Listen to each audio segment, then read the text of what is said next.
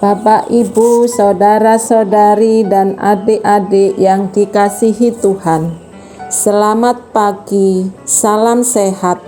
Apapun keadaan kita, jangan lupa untuk bahagia dan bersyukur atas hari baru yang Tuhan anugerahkan bagi kita untuk kita jalani. Hari ini, Jumat 3 September 2021, Jumat pertama dalam bulan, peringatan Santo Gregorius Agung, Paus dan Pujangga Gereja. Mari kita mengawali hari dengan membaca, mendengarkan, dan merenungkan sabda Tuhan. Sebelumnya, kita akan membuat tanda kemenangan Kristus dalam nama Bapa dan Putra dan Roh Kudus. Amin. Inilah Injil Yesus Kristus menurut Santo Lukas bab 5 ayat 33 sampai dengan ayat 39. Dimuliakanlah Tuhan. Sekali peristiwa, orang-orang Farisi dan ahli-ahli Taurat berkata kepada Yesus, "Murid-murid Yohanes sering berpuasa dan sembahyang, demikian juga murid-murid orang Farisi. Tetapi murid-muridmu makan dan minum." Jawab Yesus kepada mereka, "Dapatkah sahabat mempelai laki-laki disuruh berpuasa sedang mempelai itu bersama mereka? Tetapi akan datang waktunya apabila mempelai itu diambil dari mereka. Pada waktu itulah mereka akan berpuasa." Ia mengatakan juga suatu perumpamaan kepada mereka. Tidak seorang pun mengoyakkan secarik kain dari baju yang baru untuk menambalkannya pada baju yang tua. Jika demikian, yang baru itu juga akan koyak, dan pada yang tua itu tidak akan cocok kain penambal yang dikoyakkan dari yang baru itu. Demikian juga tidak seorang pun mengisikan anggur yang baru ke dalam kantong kulit yang tua, karena jika demikian, anggur yang baru itu akan mengoyakkan kantong itu, dan anggur itu akan terbuang, dan kantong itu pun hancur. Tetapi anggur yang baru harus disimpan dalam kantong yang baru pula.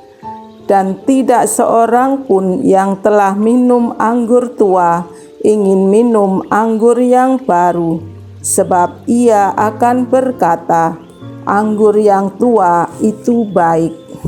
Demikianlah Injil Tuhan. Terpujilah Kristus. Bapak, Ibu, saudara-saudari, dan adik-adik yang dikasihi Tuhan, bacaan yang baru kita dengar ini mengenai orang-orang Farisi dan ahli-ahli Taurat yang mengkritik para murid Yesus yang tidak berpuasa.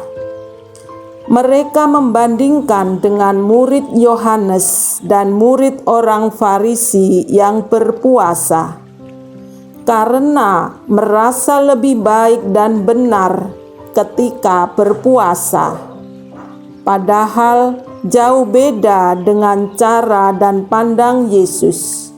Mereka melihat secara lahiriah saja, sekedar tidak makan dan minum.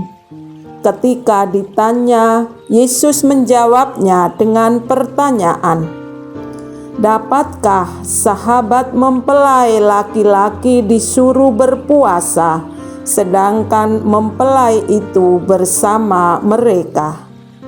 Nanti akan datang waktunya apabila mempelai itu diambil dari mereka. Pada waktu itulah mereka akan berpuasa." Mereka bangga sudah memenuhi dan melaksanakan aturan atau hukum dalam kitab Taurat, kemudian merendahkan yang lain. Berpuasa dan berdoa mestinya dilaksanakan dengan hati tulus, bukan karena terpaksa, karena ada kerinduan untuk dekat dan tinggal bersama Tuhan. Bagaimana dengan kita?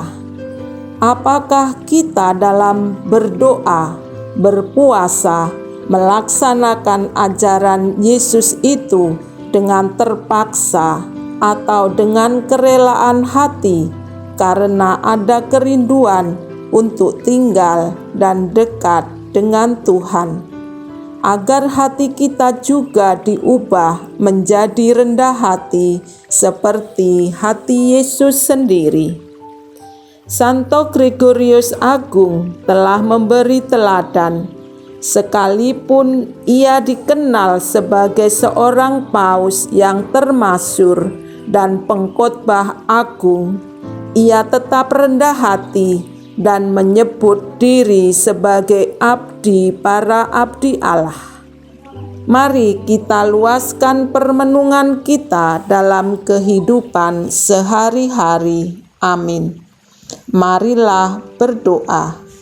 Tuhan Yesus, ajarilah kami selalu untuk rendah hati, sehingga kami selalu mempunyai kerinduan untuk tinggal dan dekat dengan Engkau, kini dan sepanjang masa. Amin. Dalam nama Bapa dan Putra dan Roh Kudus. Amin. Selamat beraktivitas, Tuhan memberkati.